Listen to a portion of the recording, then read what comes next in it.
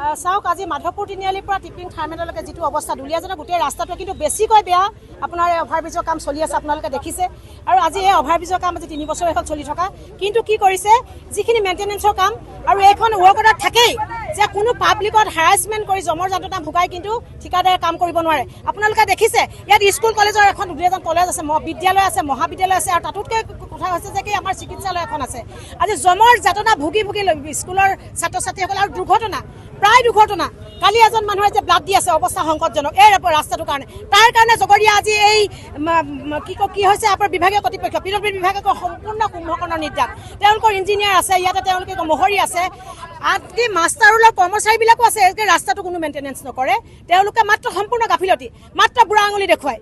আজি তেৰছগোৱালা আছে বিধায়ক ৰামেশ্বৰ তেলী ডাঙৰীয়া আছে, তেওঁৰ নাতিদূৰতে ৰাস্তাটো এইটো অৱস্থা। তেওঁলোকৰ কিন্তু অকল তেওঁলোকৰ কমিশ্যনৰ অংকত তেওঁলোক ঘূৰি ফুৰিছে।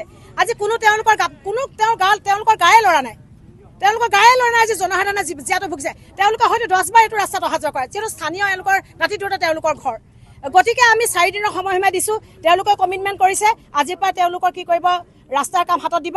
আৰু 4 দিনৰ ভিতৰত আমাক ৰাস্তা লাগিব, যে যিখিনি আমাৰ মেইনটেনেন্স আমাৰ অহা যোৱা যিহেতু আমাৰ যাতায়াত সুচল কৰি দিব লাগিব। আৰু যদি নকৰে আকৌ ইয়াতকৈ ভয়ংকৰ আন্দোলনৰ কাৰ্যসূচী ল'ব লাগিব আমি।